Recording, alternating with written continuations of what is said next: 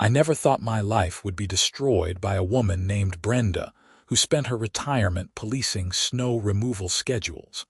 But here we are, watching my entire neighborhood nearly burn down because of a parking violation notice.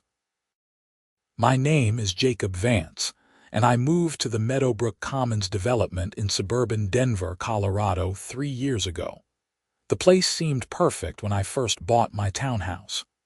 Clean sidewalks, well-maintained common areas, reasonable neighbors. I worked as a network security consultant from home, which meant I kept odd hours but generally minded my own business. The homeowners association seemed like a minor inconvenience at most, just another monthly fee that kept the grass trimmed and the street lights working. That changed last January when Brenda Patterson took over as HOA president. Brenda was 52, divorced, and had apparently decided that micromanaging 300 townhomes would fill the void in her life. She had that particular haircut, you know the one, short and severely angled. She drove a white Lexus SUV and wore those oversized sunglasses even on cloudy days. Within her first month as president, she had sent out violation notices to 37 homeowners for infractions ranging from the wrong shade of beige paint to trash cans being visible from the street. I received my first notice in February. Someone had parked a motorcycle in front of my unit overnight, not my motorcycle. I didn't even know whose it was. But according to Brenda's interpretation of the community guidelines, I was responsible for any vehicles parked within 15 feet of my property line. The fine was $75. I paid it, annoyed but not wanting to make waves. That was my first mistake. The second notice came in March. My porch light had burned out, and apparently I had violated the community standards by allowing it to remain dark for more than 48 hours. Another $75. I replaced the bulb the same day I got the notice and called the HOA office to dispute the fine, pointing out that the bulb had only been out for 36 hours. Brenda herself answered the phone. "Mr. Vance, the notice clearly states you were in violation. Whether it was 48 hours or 36 hours is irrelevant. The light was not functioning during an inspection period. But the rule specifically says 48 hours, I argued. The rule says a maximum of 48 hours. That doesn't give you permission to have non-functioning exterior lights at any time. It's a maximum grace period, not a target." Her voice had that condescending tone that made my jaw clench. "The fine stands. Have a blessed day." She hung up before I could respond. The third notice arrived in April, and that's when I started to realize Brenda had it out for me specifically. This one claimed I had been creating excessive noise during quiet hours, which were defined as 10 p.m. to 7 a.m. The specific violation was listed as operating power tools at 11:47 p.m. on April 3rd. I had been working late that night, that much was true. But power tools, I called Brenda again. "I was typing on my computer," I explained. "I'm a consultant. I work from home. Sometimes I work late." "A neighbor reported hearing drilling or hammering sounds from your unit," Brenda said primly. "There was no drilling. There was no hammering. I was literally sitting at my desk typing. Mr. Vance, I have a signed complaint form. Are you calling your neighbor a liar?" "I'm saying they're mistaken. Maybe they heard something from another unit." The fine is $150 due to the late hour of the violation. You can appeal at the next board meeting if you feel this is in error, but the appeal fee is $75 and appeals are rarely overturned. That fine I didn't pay. I submitted an appeal and showed up to the May board meeting with a screenshot of my computer's activity log showing I had been working on client files at the time of the alleged violation. The board, which consisted of Brenda and two of her friends, denied my appeal after a 3-minute discussion. They didn't even look at my evidence.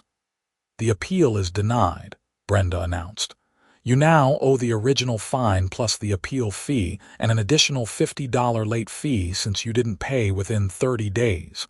Your total balance is $275. "This is insane," I said. "You can't just make up violations. Mr. Vance, if you continue to be disruptive, I'll have you removed from this meeting." She glanced at the security guard stationed by the door, a retired cop named Harold who looked uncomfortable with the whole situation. I paid the extortion money because I didn't know what else to do. The HOA had the legal right to place liens on properties for unpaid fines. I couldn't risk my home over Brenda's power trip. The weather that spring and early summer was mild, and I managed to stay off Brenda's radar for a few months. I kept my head down, followed every ridiculous rule, and hoped she would find a new target for her enforcement crusade. Then winter came back with a vengeance in late October. Colorado weather is unpredictable, but nobody expected the snowstorm that hit on October 28th. We got 14 inches overnight, and the temperature dropped to 15 degrees. The HOA had a contract with a snow removal company that was supposed to clear the main roads and parking areas, but they were overwhelmed with calls across the metro area. Our development didn't get cleared until late the next afternoon. By that time, I had already spent 3 hours with my snow shovel clearing the sidewalk in front of my unit and the parking spaces nearby. I wasn't trying to be a hero. My car was blocked in, and I had a client meeting I needed to drive to. So I grabbed my shovel at 6 in the morning and got to work. The sun was barely up when I finished clearing a path from my front door to the main road, along with 3 parking spaces in the guest parking area. My back hurt and my hands were frozen, but at least I could get my car out. Several neighbors waved and thanked me as they used the path I had cleared to get to their own vehicles. I thought I was being a good community member. Brenda thought otherwise. The violation notice appeared on my door that afternoon. I found it when I got home from my meeting, a cheerful orange envelope tucked into my doorframe.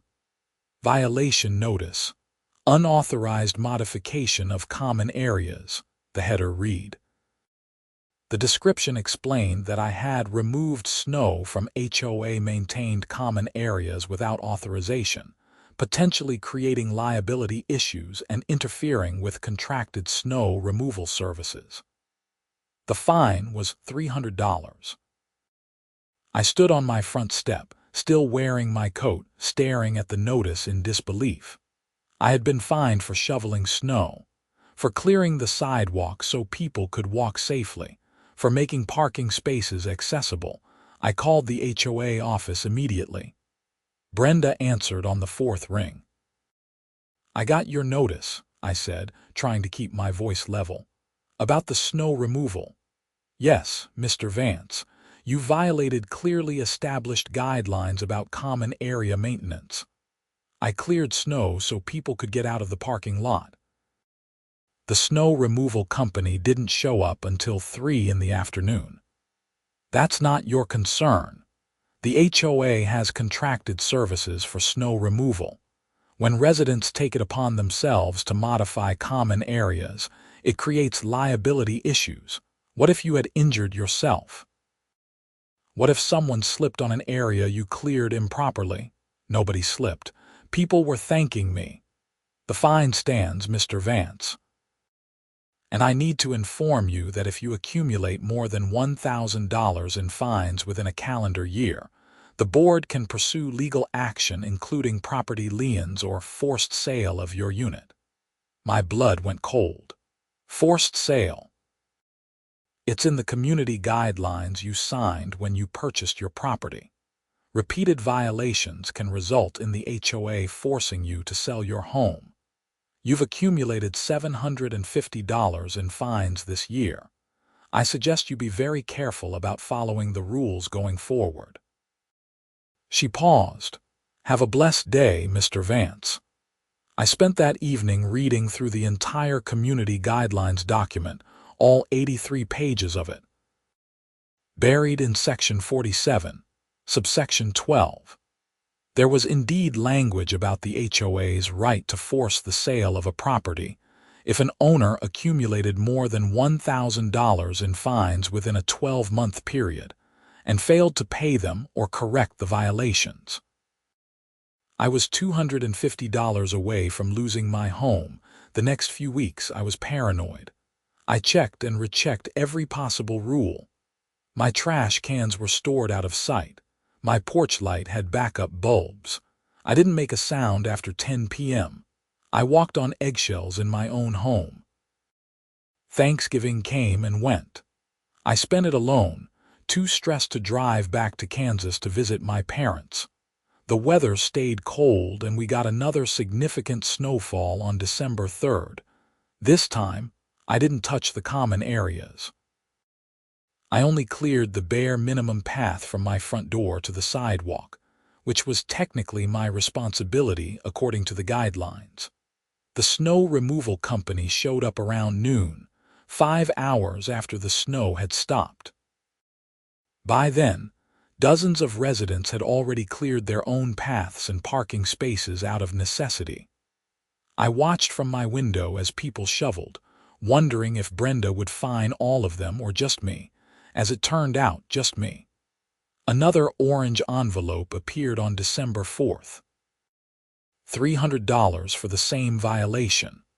Apparently, I had cleared 2 inches of snow beyond my designated property line when creating my walkway. I didn't call Brenda this time.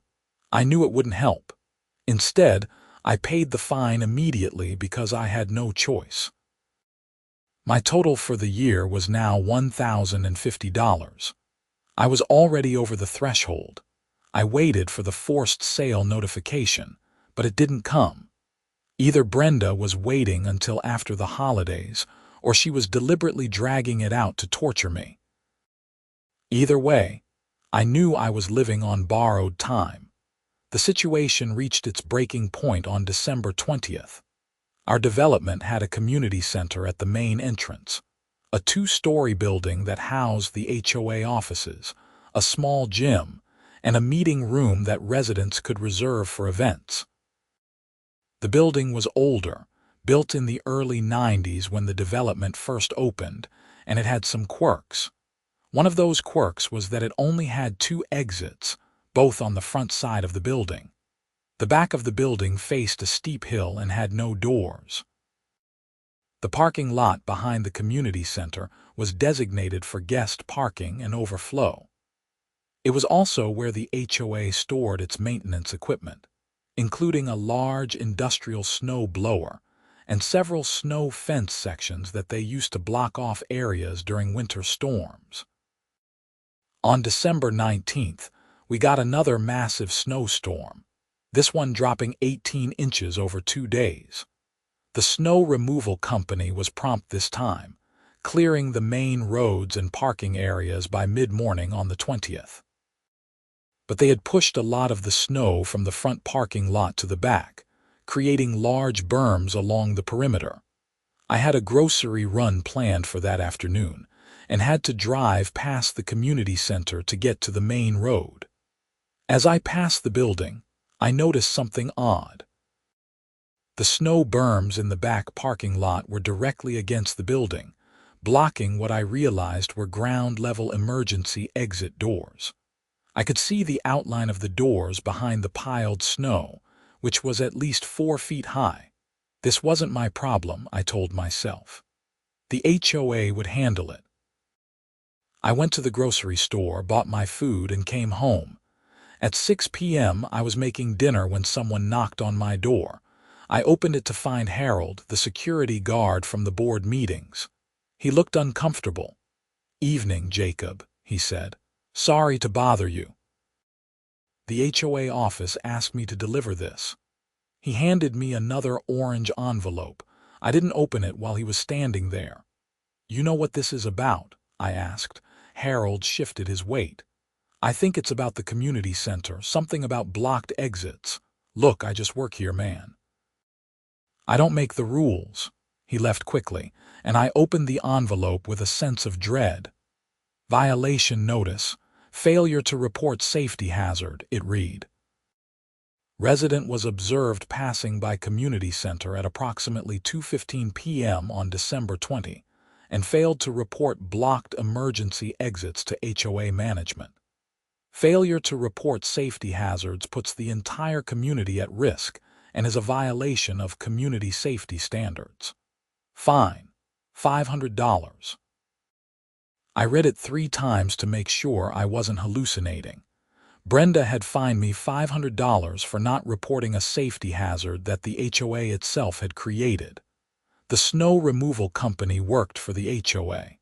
The blocked exits were the HOA's responsibility. And somehow, this was my fault. I didn't call. I didn't appeal. I drove straight to the community center with the notice in my hand. The office was closed, but I could see lights on in the upstairs section where the board meeting room was located. I tried the front door and found it unlocked. The lobby was empty, but I could hear voices from upstairs. I climbed the stairs and found the door to the meeting room partially open. Brenda was inside with 2 other board members, Margaret Chen and Susan Holloway. They were decorating for what looked like a holiday party, hanging garlands and setting up tables. "We need to talk," I said from the doorway. All 3 women turned. Brenda's expression went from surprise to annoyance. "Mr. Vance, this is a private board meeting. You fined me for not reporting blocked emergency exits that your snow removal company created. You observed a safety hazard and failed to report it. That's a violation of community standards. Your company blocked the exits. You employed them. You directed them where to pile the snow. The exits became blocked as a result of necessary snow removal operations," Brenda said, setting down a box of decorations. "When a resident observes any safety hazard, they have a duty to report it immediately. You did not do so. Therefore, you are in violation." "So let me get this straight," I said, my voice rising. "You create a hazard and I get fined for not reporting it fast enough. The exits were cleared by 4 p.m., well before they needed to be accessible. There was no actual safety risk. Then why am I being fined for a safety violation?" "Because you failed in your duty as a community member." Brenda crossed her arms. "Mr. Vance, I'm going to be frank with you. You have been a problem resident since you moved here. You accumulate violations at an alarming rate.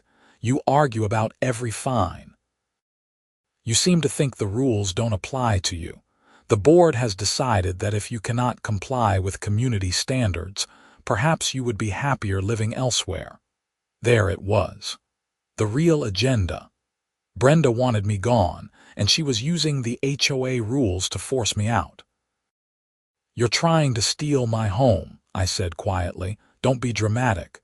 We're enforcing community standards. If you choose not to comply, there are consequences. Now I need to ask you to leave. This is a closed board meeting." "I see decorations for a party. That's not a board meeting."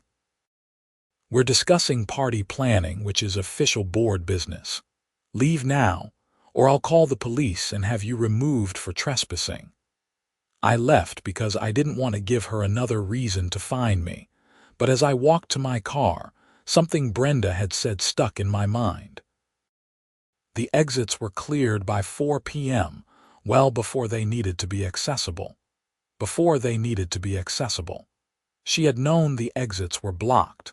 The HOA had known. They just hadn't cared until they could use it as ammunition against me. I sat in my car in the community center parking lot for a long time, thinking. My total fines for the year were now $1,550. I had already crossed the threshold for forced sale. Brenda would almost certainly move forward with the process in January, and I would lose my home because I had shoveled snow and failed to report a hazard fast enough. Unless an idea began forming in my mind. It was petty. It was potentially risky. But I was so angry and so tired of being Brenda's target that I didn't care anymore.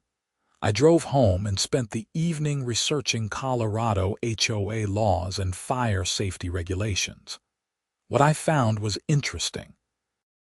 HOAs had broad authority to enforce their own rules, but they were also subject to state and local safety codes. Buildings open to the public or to large groups had to maintain accessible emergency exits at all times. Blocking emergency exits, even temporarily, was a fire code violation that could result in fines from the city. The holiday party Brenda was planning was scheduled for December 23rd, according to the community calendar posted on the HOA website. It was open to all residents and their guests, which meant the community center would be hosting potentially 100 or more people. I looked up the weather forecast.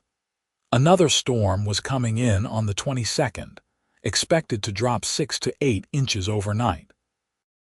My plan was simple, if morally questionable. If the snow removal company piled snow against the emergency exits again, I wouldn't report it. If Brenda wanted to fine me for failing to report hazards, then I simply wouldn't report any hazards. I would let the blocked exits stay blocked, at least until after the party. It was malicious compliance at its finest. Brenda herself had established that I had a duty to report safety hazards. If I failed in that duty, I would get fined, but I was already past the point of no return on fines. What was one more violation when I was already facing forced sale? The question was whether I was willing to potentially put people at risk to make a point. The answer, I decided, was that I would monitor the situation. If there was an actual emergency, I would call 911 immediately. But I wouldn't give Brenda the courtesy of a heads-up about the blocked exits. Let her deal with the consequences of her own contractor's work for once. The storm hit right on schedule on the night of December 22nd. I watched from my window as snow fell steadily, accumulating on the streets and sidewalks. The snow removal company showed up at dawn on the 23rd, their trucks rumbling through the development.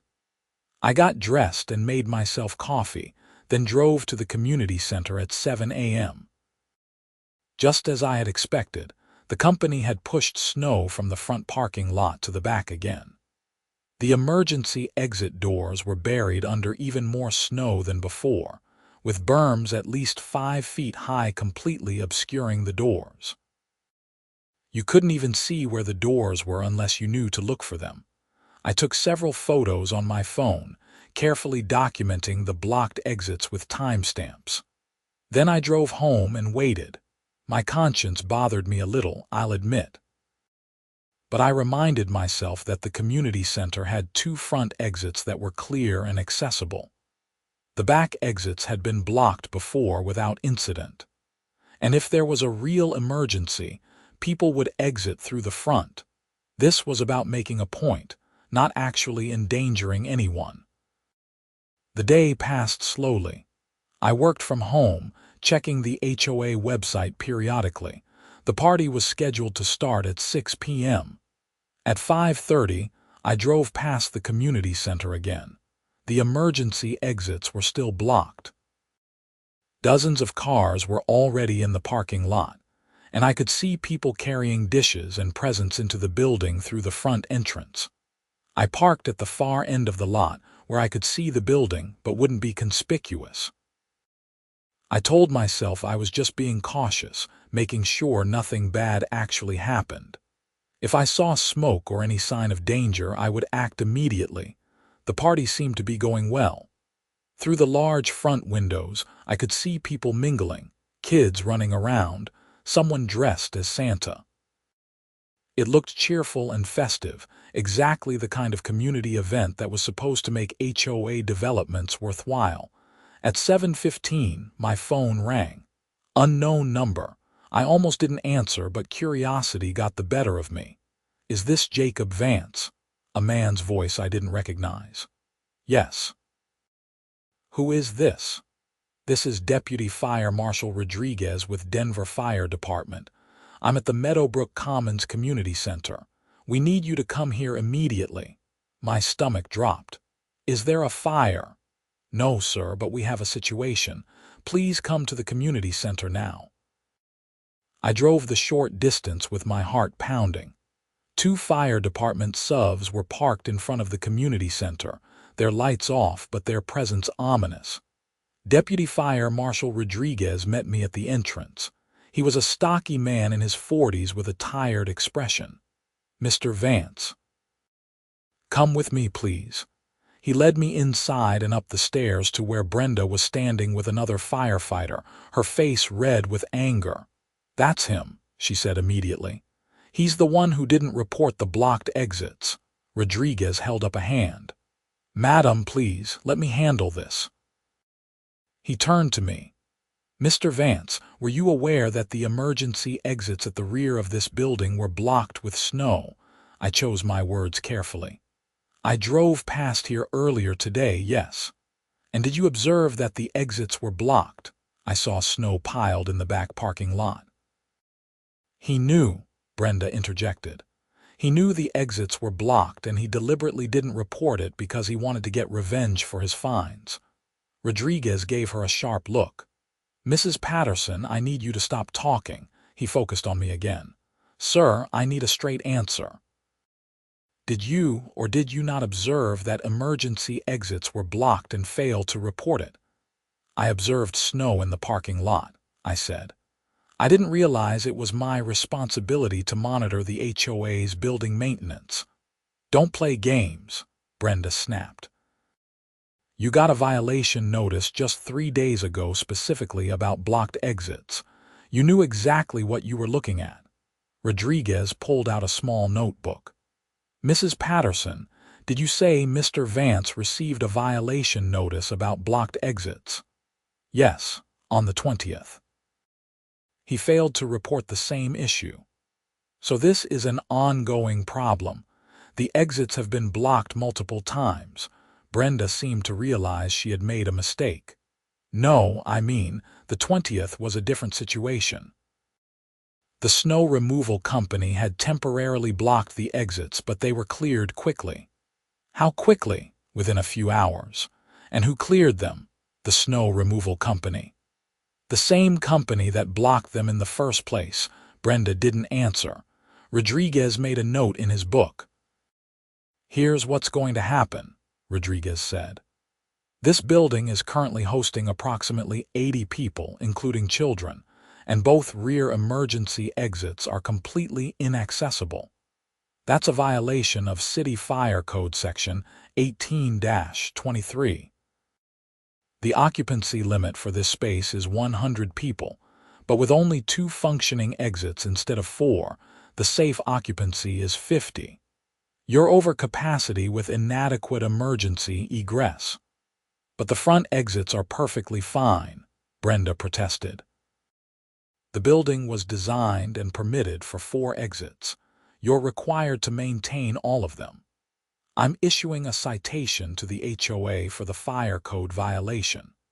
The fine is $1,500, and you need to clear those exits before the building can be used for any more events. He looked at me. As for you, Mr. Vance, I want to talk to you outside. We walked out to the parking lot, leaving Brenda sputtering in the lobby. Rodriguez leaned against his vehicle and crossed his arms. Want to tell me what's really going on here? He asked. I explained the situation with Brenda, the escalating fines, the violation notice about not reporting the blocked exits on the 20th, and my decision not to report them this time. So you knew the exits were blocked, and you let people go into a building with inadequate emergency egress, Rodriguez said flatly. The front exits were clear. And honestly, I figured if the HOA wanted to fine me for failing to report their own safety hazards, Then maybe they should deal with the consequences of their own contractor's work. Rodriguez was quiet for a moment. I get that you're frustrated with your HOA. Believe me, I've seen some nightmare situations with these organizations. But you don't play games with life safety, Mr. Vance. What if there had been a fire? What if someone had a heart attack and we needed to get equipment in through the back? People could have died. I know, I said quietly. I was watching the building. If I had seen any sign of an actual emergency, I would have called immediately. That's not how this works. You don't get to decide in the moment whether an emergency is serious enough to warrant concern. Emergency exits need to be clear before the emergency happens, not during. He sighed. I could cite you for reckless endangerment. I probably should. But given the circumstances and the fact that nobody was hurt, I'm going to let you off with a warning. Don't ever do anything like this again. I won't, I promised. Good. Now go home. And for what it's worth, you should talk to a lawyer about your HOA situation. What you're describing sounds like harassment, and there are legal remedies for that. I thanked him and started to walk to my car, but then Brenda came storming out of the building. You did this on purpose, she shouted across the parking lot. You knew about the exits and you said nothing because you wanted the HOA to get in trouble. Several party guests had followed her out, curious about the commotion. Rodriguez stepped between us. Madam, that's enough, he said firmly. No, it's not enough. This man has been a problem since day one, and now he's deliberately sabotaging the community. I want him arrested for reckless endangerment. There's no basis for arrest, Rodriguez said. Your organization is responsible for maintaining your building. The exits were blocked by your contractor. Mr. Vance has no legal obligation to report hazards on property he doesn't own. But he knew. He got a violation notice about this exact issue. Rodriguez's expression hardened. You fined this man for not reporting a safety hazard that your own company created. He had a duty to report it. Did you fine your snow removal company for blocking the exits? Brenda hesitated. That's a contractual matter between the HOA and the vendor. So you fined a resident for failing to report your vendor's mistake, but you didn't penalize the vendor who actually created the hazard. Rodriguez shook his head. Madam, I strongly suggest you consult with a lawyer before you issue any more violation notices related to this incident. You may be opening yourself and your organization up to liability. He got in his vehicle and left, followed by the 2nd Fire Department SUV. Brenda stood in the parking lot, surrounded by confused party guests, glaring at me with pure hatred. I got in my car and drove home, my hands shaking on the steering wheel. I felt vindicated and guilty in equal measure. Brenda had been exposed in front of the fire department and dozens of residents. The HOA had been fined. But Rodriguez was right.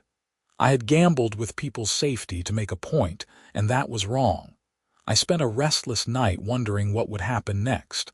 Would Brenda try to fine me again? Would she accelerate the forced sale process? Would she actually try to have me arrested? The answer came the next morning, Christmas Eve. I woke up to find not an orange envelope but a manila envelope taped to my door. Inside was a formal letter from the HOA's attorney, notifying me that the board had voted to begin proceedings to force the sale of my property due to excessive violations and conduct detrimental to the community. I had 30 days to either pay all outstanding fines plus an additional $2,000 in legal fees or put my townhouse on the market. The total amount was $3,550. Even if I paid it, there was nothing to stop Brenda from finding new reasons to fine me and starting the process all over again. I called my parents in Kansas and explained the situation. My dad, who had been a small business owner for 30 years, listened carefully and then said, Get a lawyer. Today. Don't wait until after Christmas. He was right. I spent Christmas Eve researching attorneys who specialized in HOA disputes and sent out emails to 5 different firms. I spent Christmas Day alone, eating takeout Chinese food and trying not to think about losing my home. On December 26th, I got a response from an attorney named Patricia Holbrook. She worked for a firm in Boulder that handled property disputes and had extensive experience with HOA cases. We met on December 27th at her office, and I laid out the entire timeline of violations, fines, and escalating harassment. Patricia listened, took notes, and reviewed all the documentation I had brought, including the violation notices, my appeal attempts, and the forced sale letter. "This is a clear case of selective enforcement and harassment," she said when I finished. "The HOA is singling you out for violations while ignoring the same behavior from other residents. The fines are punitive and appear designed to force you out rather than correct actual problems. And the violation for not reporting the blocked exits is particularly egregious, given that the HOA created the hazard." "Can we fight the forced sale?" I asked. "Absolutely. And I think we should go further. I recommend we file a lawsuit against the HOA and Brenda Patterson personally for harassment, selective enforcement, and breach of fiduciary duty. Board members have a responsibility to act in the best interests of all homeowners, not use their position to target individuals." "What about what I did? Letting the exits stay blocked," Patricia frowned. "That complicates things, but it doesn't eliminate your case. You'll need to be prepared to admit that you made a poor judgment call. However, the fire marshal's report will support that the HOA was ultimately responsible for the safety violation, not you. And the fact that they fined you for the same issue 3 days earlier actually helps our case. It shows they were aware of the problem and did nothing to prevent it from happening again." We spent the next 2 hours going over strategy. Patricia would file an emergency motion to stop the forced sale proceedings while the harassment case moved forward. She would also file a complaint with the Colorado Division of Real Estate, which oversaw HOA conduct, alleging abuse of authority. The fees were steep, but my parents offered to help. My dad said, "Son, we didn't raise you to let bullies push you around. Fight this." Patricia filed the emergency motion on December 30th. The hearing was scheduled for January 6th, and in the meantime, the forced sale proceedings were temporarily halted by the court. Brenda was furious. I knew this because she violated the court order by sending me another violation notice on January 2nd. This one claimed I had failed to shovel snow from my assigned parking space within 24 hours of a snowfall. The fine was $300. I forwarded the notice to Patricia immediately. She called me within an hour, and I could hear the grin in her voice. "She just handed us the case," Patricia said. "She's continuing to harass you even after a judge ordered a stay on enforcement actions. This is going to look very bad for her at the hearing." The hearing on January 6th was held at the Jefferson County Courthouse.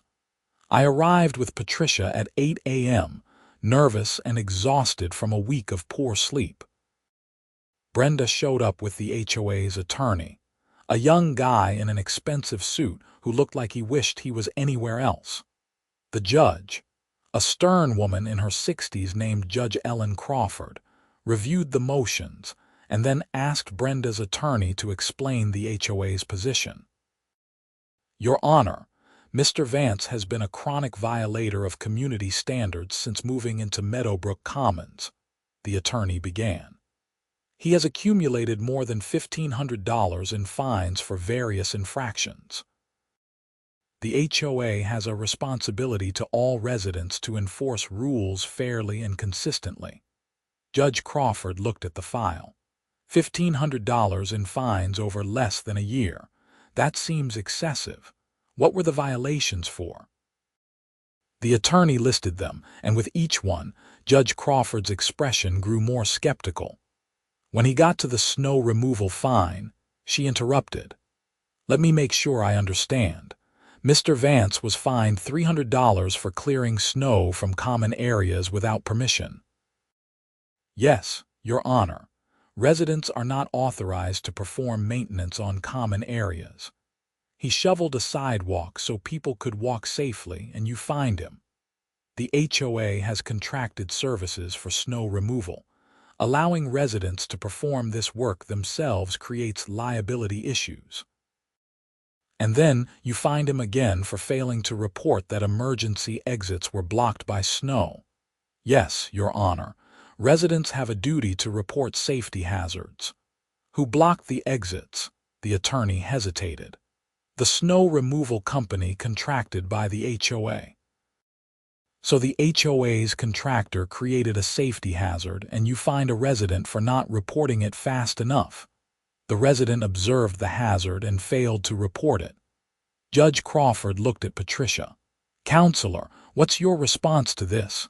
Patricia stood. Your Honor, the pattern of fines shows clear selective enforcement and harassment.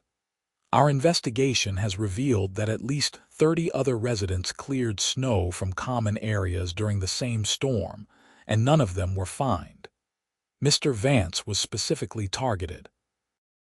Furthermore, the HOA president, Brenda Patterson, has continued to issue violation notices even after this court ordered a stay on enforcement actions. On January 2nd, she sent Mr. Vance another $300 fine for an alleged parking violation. She handed copies of the notice to the judge and the opposing attorney. Brenda's lawyer looked at it and went pale. Judge Crawford read the notice slowly. Mrs. Patterson, are you present? Brenda stood up from the gallery. Yes, Your Honor. Did you issue this violation notice after I ordered a stay on enforcement actions against Mr. Vance? Your Honor, that notice was for a new violation. The stay only applied to the forced sale proceedings, not to my duties as HOA president. The stay applied to all enforcement actions pending resolution of the harassment claims. You violated a court order. Judge Crawford's voice was ice cold. Counselor, does the HOA have any evidence that Mr. Vance's parking space was not properly cleared? The attorney shuffled through papers.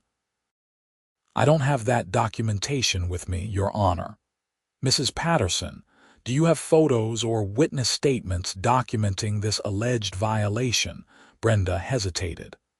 I personally observed it when I drove through the community. So you have no documentation. You simply decided to fine Mr. Vance again, despite a court order, based on your own observation with no evidence. Judge Crawford closed the file. Here's my ruling. The forced sale proceedings are permanently enjoined. The HOA is ordered to refund all fines paid by Mr. Vance, totaling $1,250. Mrs. Patterson is personally fined $500 for contempt of court for violating the stay order. And I am referring this matter to the Colorado Division of Real Estate for investigation of potential abuse of authority. Brenda made a strangled sound. Her attorney tried to speak, but Judge Crawford cut him off. Furthermore, the HOA is ordered to cease all enforcement actions against Mr. Vance for a period of 1 year, unless the alleged violations are documented with photographic evidence and are also observed in at least 3 other properties that receive the same enforcement. This court will not allow residents to be harassed out of their homes by overzealous HOA boards. Do you understand? Yes, Your Honor, the attorney mumbled. Mrs. Patterson, do you understand? Yes, Brenda said through clenched teeth. Good, this hearing is adjourned. I walked out of the courthouse in a daze. Patricia was beaming. That went even better than I expected. Judge Crawford clearly saw through their nonsense. "Is it really over?" I asked. "The forced sale is over.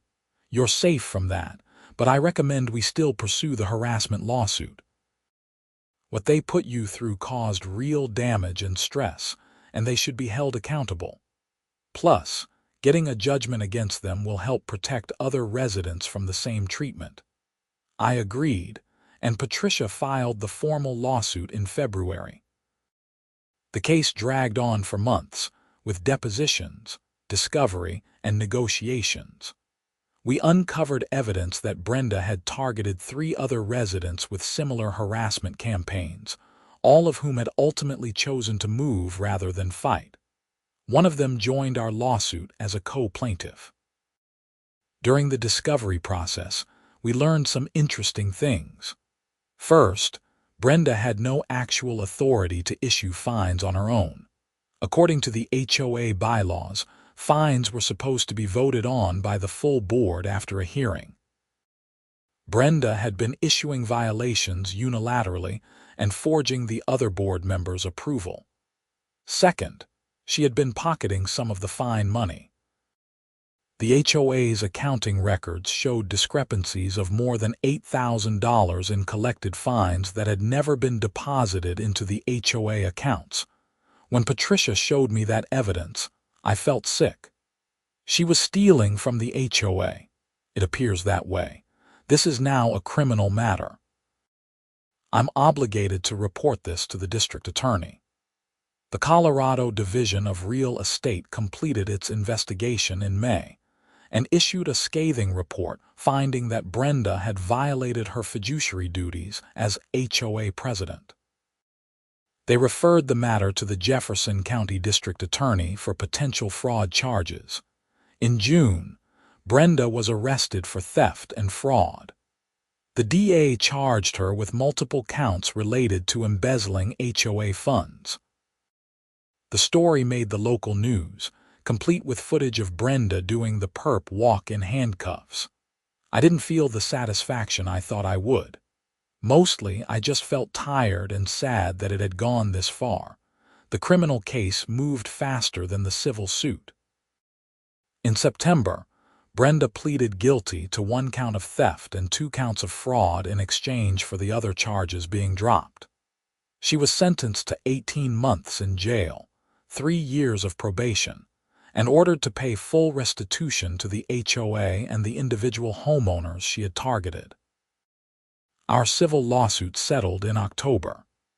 The HOA's insurance company agreed to pay $60,000 to be split between me and the other plaintiff, plus coverage of all our legal fees.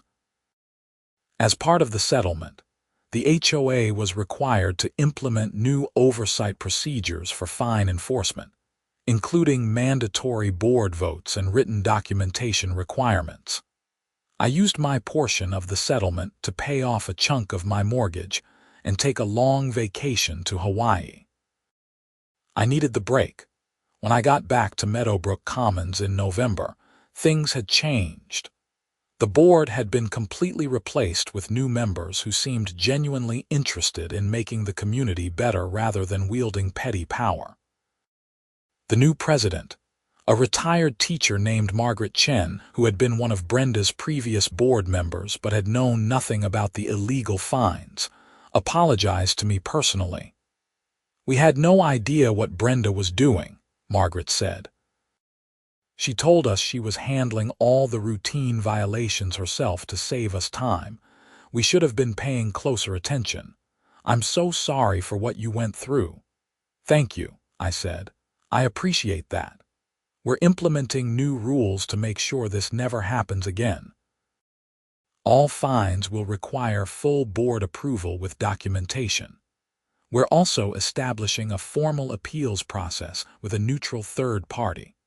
And we're reviewing all the violations from the past 2 years to make sure nobody else was targeted the way you were." The community slowly recovered from the scandal. A few residents were embarrassed that they had attended Brenda's parties and supported her without questioning her methods. Others were angry that she had tarnished the community's reputation. Most people just wanted to move on. I stayed in my townhouse, After everything I had fought for, I wasn't about to let Brenda's legacy drive me out. The place actually became pleasant once the new board took over. They focused on real issues like maintaining the roads and organizing genuine community events, rather than hunting for tiny violations to justify their existence. Brenda served 14 months of her 18-month sentence and was released in December of the following year. I heard through the neighborhood gossip that she moved to Arizona to live with her sister. I hoped she had learned something from the experience, but I honestly didn't care. She was out of my life, and that was all that mattered. Looking back on the whole ordeal, I recognize my own mistakes. I shouldn't have let the emergency exits stay blocked, even as an act of petty revenge. I should have reported the hazard and then filed complaints about the HOA's contractor management. Playing games with safety was wrong, and I'm grateful nobody got hurt. But I also learned something important about standing up to bullies. Brenda counted on people being too intimidated or too tired to fight back. She had successfully driven out 3 other homeowners before me because they didn't have the resources or the support to challenge her. If I had just paid the fines and accepted the forced sale, she would have continued targeting other people. Sometimes you have to fight back, even when it's expensive and stressful and risky. Sometimes you have to stand up and say, no, this isn't right, and I'm not going to accept it. The system isn't always fair, and organizations like HOAs can become vehicles for petty tyrants if nobody holds them accountable. I still live in Meadowbrook Commons. I'm active in the HOA now, serving on the Architectural Review Committee. I want to make sure that new homeowners have a good experience and that the rules are enforced fairly and reasonably. I want to be part of the solution rather than just complaining about the problems. Every so often, usually when it snows, I think about that December night when I drove past the community center and saw the blocked exits and made the decision to say nothing. I think about how differently things could have gone. If there had been a fire, if someone had been hurt, if the fire marshal had decided to charge me with reckless endangerment. I got lucky. I got justice. And I learned that revenge, even when it's tempting, even when it feels justified, is never worth risking people's safety. The right way to fight back is through the legal system, through documentation, through holding people accountable within the proper channels. It took almost a year of my life and thousands of dollars in legal fees and countless hours of stress and anxiety. But I won. I kept my home. And Brenda Patterson learned that she couldn't bully people without consequences. Last week, I got a notice from the new HOA board. They wanted to recognize me at the annual meeting for my service on the Architectural Review Committee. The notice was on white paper, not orange. It was an invitation, not a violation. It was a reminder that communities can heal and improve when good people step up and bad people are held accountable. I accepted the recognition, though I felt a little awkward about it. I'm not a hero. I'm just a guy who refused to be pushed around and got lucky that the system worked in my favor. But I'll tell you this, I never got another violation notice. I never had to worry about orange envelopes on my door. I never had to live in fear that a burned-out light bulb or a misplaced trash can would cost me my home. And that, in the end, is worth more than any settlement or apology or recognition. It's the freedom to live in my home without constantly looking over my shoulder, without second-guessing every action, without feeling like a criminal in my own community. That's what I fought for. That's what I won. And that's what every homeowner deserves, no matter what neighborhood they live in or what HOA governs their property. The right to be treated fairly, to have rules enforced consistently, and to live without harassment from people who see a board position as a license for petty tyranny. Brenda Patterson thought she could use her position to force me out. Instead, she lost her freedom, her reputation, and her place in the community. I think about that sometimes, late at night when I can't sleep. I think about how one person's need for control and power destroyed her own life more than it ever hurt mine. I hope she's doing better now. I hope she's learned and grown and found a healthier way to spend her time. But mostly, I hope I never have to deal with anyone like her again. My home is my home. I earned it, I maintain it, and I deserve to enjoy it in peace. That's not too much to ask. And thanks to Patricia Hallbrook, Judge Crawford, and a legal system that, for once, actually worked the way it's supposed to, I get to keep it. The snow is falling outside my window right now as I write this.